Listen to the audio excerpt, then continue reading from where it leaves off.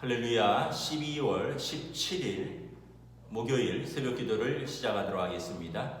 사도신경으로 우리의 신앙을 고백하시겠습니다. 나는 전능하신 아버지 하나님 천지의 창조주를 믿습니다. 나는 그의 유일하신 아들 우리 주 예수 그리스도를 믿습니다. 그는 성령으로 잉태되어 동정녀 마리아에게서 나시고 본디오 빌라도에게 고난을 받아 십자가에 못 박혀 죽으시고 장사된 지 사흘 만에 죽은 자 가운데서 다시 살아나셨으며 하늘에 오르시어 전능하신 아버지 하나님 우편에 앉아 계시다가 거기로부터 살아있는 자와 죽은 자를 심판하러 오십니다. 나는 성령을 믿으며 거룩한 공교회와 성도의 교제와 죄를 용서받는 것과 몸의 부활과 영생을 믿습니다. 아멘. 찬송가 420장입니다. 찬송가 420장 찬양하시겠습니다.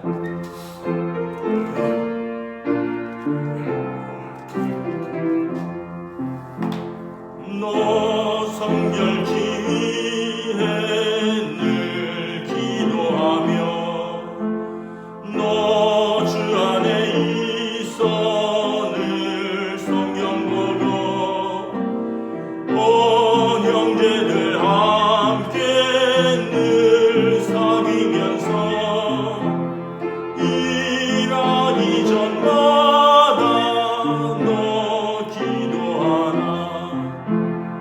너 성결케 위해 내 머리 숙여 저 은밀히 계신 내 주께 빌라. 주 사귀어 살면 주 닮으리니 널 보는 이마다 주 생각하라.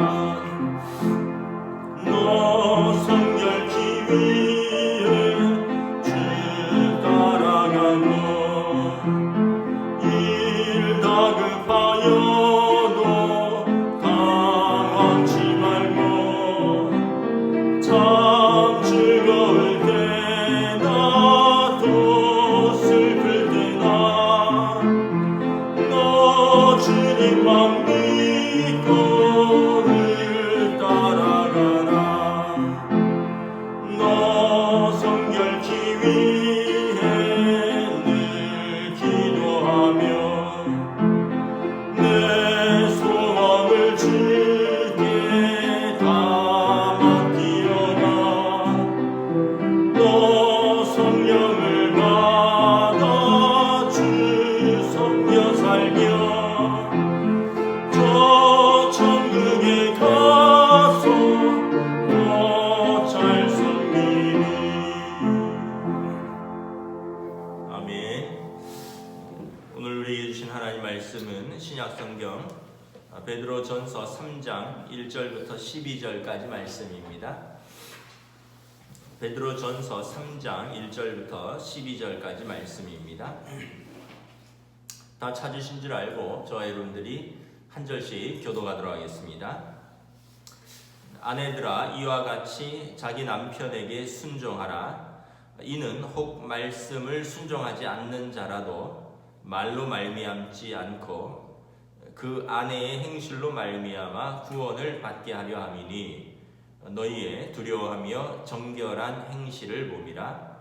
너희의 단장은 머리를 꾸미고 금을 차고 아름다운 옷을 입는 외모로 하지 말고 오직 마음에 숨은 사람을 온유하고 안정한 심령에 썩지 아니할 것으로 하라. 이는 하나님 앞에서 값진 것이니라. 전에 하나님께 소망을 두었던 거룩한 부녀들도 이와 같이 자기 남편에게 순종함으로 자기를 단정하였나니 사라가 아브라함을 주라 칭하여 순종한 것 같이 너희는 선을 행하고 아무 두려운 일에도 놀라지 아니하면 그의 딸이 된 것이라. 남편들아 이와 같이 지식을 따라 너희 아내와 동거하고 그를 더 연약한 그릇이요 또 생명의 은혜를 함께 이어받을 자로 알아 귀히 여기라. 이는 너희 기도가 막히지 아니하게 하려 함이라. 마지막으로 말하노니 너희가 다 마음을 같이하여 동정하며 형제를 사랑하며 불쌍히 여기며 겸손하며 악을 악으로 욕을 욕으로 갚지 말고 도리어 복을 빌라. 이를 위하여 너희가 부르심을 받았으니 이는 복을 이어받게 하려 하심이라. 그러므로 생명을 사랑하고 좋은 날 보기를 원하는 자는 혀를 금하고 악한 말을 그치며 그 입술로 거짓을 말하지 않고 악에서 떠나 선을 행하고 화평을 구하며 그것을 따르라. 주의 눈은 의인을 향하시고 그의 귀는 의인의 간구에 귀 기울이시되 주의 얼굴은 악행하는 자들을 대하시느니라 하였느니라. 아멘. 할렐루야. 오늘도 새날이 시작되었습니다.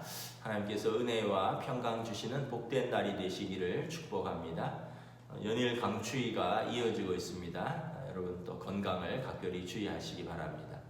오늘 말씀은 이제 가정과 공동체에서 부르심에 합당한 성도로서 어떻게 살 것인가 하는 것입니다. 먼저는 부부에 대한 권고가 나오고 이어서 이제 성도들에 대한 권고가 나옵니다. 먼저 부부에 대한 권고에서 아내들에 대한 권면이 나옵니다. 아내들은 1절, 2절에 보면 말로 남편을 구원하는 것이 아니다 라고 말합니다. 아내의 성품과 또 행실과 하나님을 경외함을 안 믿는 남편들이 본다라는 것입니다. 1절에 보면 아내들아 이와 같이 자기 남편에게 순종하라. 이는 혹 말씀을 순종하지 않는 자라도, 말씀을 순종하지 않는 자, 그러니까 신앙이 없는 남편이죠. 하나님의 말씀을 알지도 못하고 순종하지도 못하는 불신앙의 남편이 아내의 말이 아니라 아내의 행실로 말미암아 구원을 받게 하려 함이니라. 아내 행실이 무엇입니까? 2절 보면 너희의 두려워하며 정결한 행실을 봄이라. 무엇을 두려워하죠? 하나님을 두려워함입니다. 하나님의 경외함 그리고 삶에서의 그 정결함, 이제 순결함, 그런 행실들, 성품을 본다는 거죠. 3절에 보면 구체적으로 더 말을 하고 있습니다. 너희의 단장은 꾸미는 거죠. 머리 꾸미고 옷으로 몸을 꾸미고 귀금속으로 외모를 치장하는 것, 이것이 여인들에게 중요하죠. 또 본능이기도 하고 또 어느 여인이 여러분 이렇게 아름답게 꾸미기를 싫어하겠습니까? 그런데 그거보다 더 귀하고 더 아름다운 것이 있다는 것입니다. 뭐냐면 마음에 숨은 사람을 온유하고 안정한 심령에 썩지 아니할 것으로 알아. 영어 성경에 보면 unfading beauty라고 되어 있습니다. unfading beauty. beauty는 아름다움이죠. 보이는 외모의 아름다움을 말하고 unfading beauty는 숨겨진, 감춰져 있는, 드러나지 않는 아름다움이 있다는 거죠. 그게 뭡니까? 온유함, 성품이죠. 또 안정한 심령에 썩지 아니할 것 하라. 이 좀 말이 좀 번역이라서 어렵게 됐는데 심령에 안정한 것이다 이렇게 보시면 되겠습니다. 무엇입니까? 영적인 안정감을 가지라는 것입니다. 6절에 보면 6절 하반절에 너희는 선을 행하고 아무 두려운 일에도 놀라지 아니하며, 이게 바로 영적인 안정감입니다. 여러분 믿음이 없는 남편은 어떤 외부적인 환경이나 사건에 대해서 하나님에 대한 믿음이 없으니까 호들갑을 떨겠죠. 큰일 났다고, 난리 났다고. 그런데 아내는 아무 두려운 일에도 놀라지 아니한다는 거예요. 왜 그렇습니까? 아까 오늘 찬송 부른 거 420장에 보면 늘 일 다급하여도 당황치 말고 내 소원을 주께 다 맡기어라. 일 다급하여도 당황치 말고 일이 다급한 일들이 살면서 왜 없을 수 있겠습니까? 왜 당황하지 않을 수 있겠어요? 그런데 우리는 왜 당황하지 않느냐?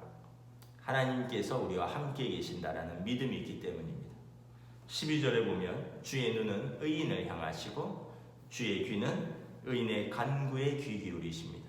하나님이 우리에게 얼굴을 향하시고 하나님이 우리의 기도에 귀 기울이시는데 잠시 당황스러운 일이 있을 수 있지만 어찌 우리가 그것 때문에 믿음 없는 사람처럼 살겠느냐라는 거죠. 안 믿는 남편이 믿는 아내 이런 걸 보는 거죠. 여러분 외모는 예를 들어서 외모는 아름답게 가꾸었어요. 그런데 남편에게 아주 거칠게 대하고 말을 막 함부로 하고 남편을 쥐잡듯이 잡고 더 나아가서 이제 뭐 교회 다닌다 그러는데 남편이 볼 때 심령에 안정된 것도 없고 오히려 무슨 일 생기면 더 난리치고 남편이 교회 다니는 아내를 보면서 나도 교회 다니고 싶다, 나도 예수 믿고 싶다 이런 마음이 생길까요? 아니면 집이 넉넉하지 못해서 그런 거는 못 가꿨어요. 뭐 명품백을 들지도 못하고 좋은 아름다운 귀금속을 걸치지도 못하지만 한편 항상 아내가 남편과 가족들을 향하여 온유한 심령과 또 따뜻한 마음들, 아름다운 말들, 그리고 모든 식구들이 놀라도 내가 기도하니 걱정하지 말라고 하나님 앞에서 이런 믿음을 가지면 여러분 가족들이 얼마나 안정되겠습니까? 얼마나 집에 사실 기둥은 가장이지만 또 정서적인 정신적인 또 다른 기둥은 아내거든요. 남편은 주로 생계를 책임지는 그 기둥을 맡고 있다면 가족들의 정서를 붙들고 있고 아이들을 키우면서 아이들을 안정감 있게 키우는 것은 그 사실은 남편이 할 수 없는 또 아내의 엄마의 또 그런 또 다른 기둥이거든요. 그렇게 아내들이 남편에게 대하고 가족들을 대하라는 것입니다. 7절에 보면 남편에 대한 권면이 나옵니다.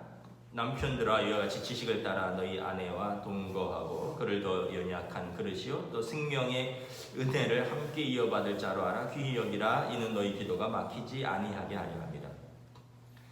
짧은 한 절이지만 다 나와 있습니다. 지식을 따라 너희 아내와 동거하고 그 당시에는 고대 세계죠. 2000년 전에는 여러분 남존여비의 그런 사상들, 남자는 귀하고 뭐 조선 시대만 해도 그런데 앞으로 지금부터 100년 전, 200년 전, 2000년 전에 어떠했겠습니까? 남녀 차별, 남존여비 이런 시대에 기독교는 파격적인 거죠. 아내를 귀히 여기라. 7절에 보면 너희 아내와 동거하고 그때는 뭐 첩도 있고요. 뭐 아내는 뭐 결혼할 때만 아내지 그 다음에는 뭐 꼬다는 보리자루처럼 사랑해주지도 않고 돌보지도 않고 뭐 어떻게 보면 그냥 어떤 면에 과하게 보면 그냥 공적인 여종 하나를 더 얻은 거라고 볼 수 있겠죠. 그리고 밖에 나가서 바람 피고 뭐 이런 것들 이것은 세상적인 것이라는 거죠. 남편들아 이와 같이 지식을 따라는 무엇입니까? 말씀에 배운 대로 아내와 동거하고 이게 제일 중요하죠. 여러분 결혼을 했는데 아내를 외면하고 다른 여인과 뭐 어떻게 보면 이렇게 아내의 사랑을 다른 사람에게 준다면 이것은 하나님 앞에서 합당치 못한 것이고 또 그를 더 연약한 그릇이요. 육신적으로 여자들이 남편보다 더 연약하잖아요. 육신이 연약하다는 얘기는 또 한편으로는 마음도 연약하다는 얘기입니다. 물론 꼭 그런 건 아니지만 연약한 육신이라고 마음은 또 담대할 수도 있지만 그래도 더 여인들이 마음이 더 섬세하고 연약한 부분들이 있죠. 그래서 귀히 여기라는 것입니다. 생명의 은혜를 함께 이어받을 자다. 구원의 동반자이다 라는 것입니다. 그래서 귀히 여기라. 이는 너희 기도가 막히지 아니하게 하려 합니다. 그래서 하나님 앞에서 기도하는 남편들의 기도가 여러분 자기 아내를 사랑하지 않고 아내를 저버리는 남편의 기도를 하나님이 어찌 들으시겠습니까? 그래서 오늘 3장 1절부터 7절은 아내와 남편들에게 주는 권면입니다. 5절에 보면 이런 표현이 있습니다. 자기 남편에게 순종하라.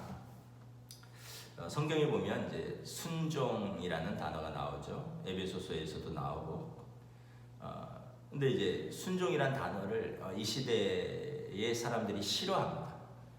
왜 나보고 순종하라 하느냐? 내가 종이냐? 근데 이렇게 생각을 하면 좋습니다. 상호 순종하는 것입니다.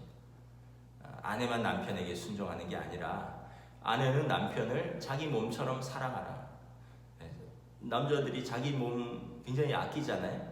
아내를 그렇게 아끼고 사랑하라. 그럼 아내는 자기처럼 자기 몸처럼 아끼고 사랑하는 남편에게 자기 의지를 내어드리는 거죠. 서로 사랑하니까 자기 몸처럼 아끼고 서로 사랑하니까 자기 의지를 상대방에게 내어주는 것입니다. 상호적인 섬김이고요. 상호적인 사랑을 말하는 것입니다. 일방적인 사랑과 일방적인 순종이 아니라는 것이에요. 남편들에게는 내 몸처럼 내 아내를 사랑하라. 주께서 교회를 사랑하신 것처럼 사랑하라 라고 말되어 있고요. 아내들은 그 교회가 그리스도에게 하듯 남편에게 순종하라 이렇게 되어 있는 것입니다. 결혼은 결혼의 신비라는 책을 쓴 마이크 메이슨이라는 분의 글에 의하면 주도권 포기전입니다. 주도권 포기전. 결혼을 우리는 보통 주도권 쟁탈전으로 알고 있습니다. 그래서 예전에 아주 안 좋은 편이죠. 마누라랑 부거는 3일에 한 번씩 두들겨 패야 된다 이런 정말 말 같지도 않은 그런 말들이 남자들 사이에 돌았던 이유는 그냥 이런 것이겠죠. 초반에 주도권을 꽉 잡아야 된다. 초반에 주도권을 내주면 결혼 내내 주도권을 잡히게 된다. 그런 의미이겠죠. 또 요즘은 또 남자들이 지금까지는 남자들의 세상이었습니다. 그래서 남자들이 그런 식으로 때로는 힘으로 또는 그렇게 또는 경제력을 가지고 아내들을 압박하고 주도권을 잡았다면, 근데 요즘은 또 어떻게 보면 그렇지도 않습니다. 나이가 들면서 또 남녀 평등의 시대가 돼가고 여자들이 교육을 받고 사회생활도 하고 그 인권의식과 그 여성 그런 의식이 높아지면서 이제는 또 다른 어떤 좋은 것인데 또 한편 부작용으로는 내가 왜 당신한테 내가 맞춰줘야 돼 이런 또 마음들. 그래서 이게 점점 더 심해져서 이제 나이가 들어서 노년이 돼서 남자들이 경제력을 잃거나 이렇게 되면 이제는 더 이제 남편들을 또 핍박하는 아내들도 있는 거죠. 어떤 면에서 보면 이 둘 다 옳지 않은 것입니다. 결혼 생활은 일종의 저주기 시합입니다. 이거 내가 이겨야지 이게 아니라 내가 서로에게 져주고 서로 이기지 않으려고 애쓰는 주도권 포기전이다. 이건 이제 저의 말이 아니라 그 마이크 메이슨이라는 학자의 말인 것입니다. 여러분, 우리가 기꺼이 서로에게 순종하고 서로를 위하여 희생할 때 여러분 가정이 아름다워지는 거죠. 여러분, 사랑하는 사람한테 져주는 것이 뭐가 어렵습니까? 여러분, 사랑하는 사람한테 꼭 이겨야 됩니까? 저는 저희 딸한테 90% 이상 져요. 거의 99% 집니다. 왜냐하면 제가 힘이 없겠어요. 제가 경제력이 없겠습니까? 아빠가 다 가지고 있지만 왜 딸한테 접니까? 사랑하니까 져주는 거죠. 부부 사이에 여러분 서로 좀 져주시기를 바랍니다. 8절부터 12절은 성도들 교회 공동체에게 주시는 말씀입니다. 핵심은 거룩하고 성화된 삶을 살라는 것입니다. 부르심에 합당한 삶을 살라는 것입니다. 9절에 보면 하반절에 너희가 부르심을 받았으니 이는 복을 이어가게 하려 하심이라. 우리는 부르심을 받은 사람들입니다. 부르심에 합당하게 사는 것입니다. 그래서 8절에 마음을 같이하여 같은 마음을 가지고 동정하며 형제를 사랑하며 불쌍히 여기며 겸손하며 서로가 서로를 여러분 같은 마음으로 사랑하고 또 서로 이해하고 불쌍히 여기고 그 서로 겸손하라는 거죠. 피해야 할 것은 무엇입니까? 악을 악으로, 욕을 욕으로. 이것은 여러분 세상의 방법입니다. 나한테 이렇게 했지? 내가 이렇게 갚아줄게. 더 갚아줄게. 내가 본때를 보여줄게. 여러분, 이런 사람은 기독교인이 아닌 거예요. 그리스도인은 악을 악으로가 아니라 욕을 욕으로 갚는 것이 아니라 도리어 복을 빌라는 것입니다. 선으로 악을 이기라는 것입니다. 왜냐하면 너희가 부르심을 받았으니 이는 복을 이어받게 하려 하십니다. 아까 420장 너 성결기 위에 보면 이런 가사가 있습니다. 주 사귀어 살면 주 닮으리니 널 보는 이마다 주 생각하라.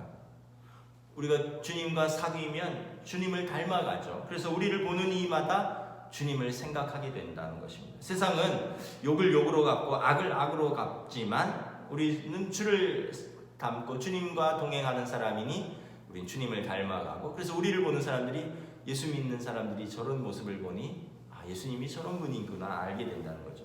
10절에 보면 생명을 사랑하고 좋은 날 보기를 원하는 자는, 그러니까 하나님 나라의 구원을 얻기 원하는 자는 뭘 삼가야 됩니까? 혀를 삼가라는 거예요. 악한 말을 그치라는 것입니다.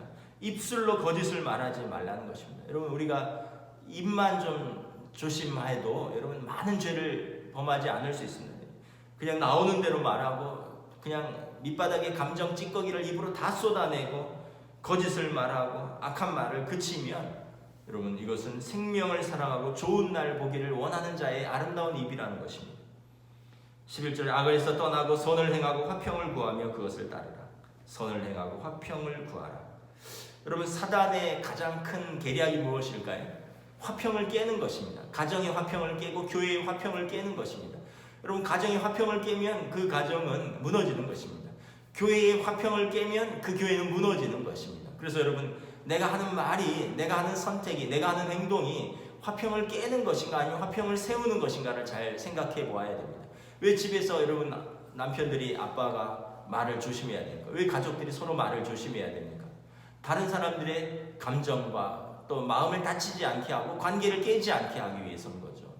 교회에서도 마찬가지입니다. 왜 교회에서 여러분 때로는 목회자가, 때로는 당회원들이, 장로님들이, 때로는 권사님들이 왜 우리가 말을 아껴야 하고 또 다른 사람들의 감정을 살펴야 됩니까? 서로의 마음을 다치지 않게 하고 상하지 않게 하고 관계를 깨지 않기 위해서입니다. 관계가 깨어지고 마음이 상하면 은혜를 은혜로 받을 수 없게 되는 것이고, 그래서 사탄의 계략에 무릎 꿇는 것이 되는 것입니다.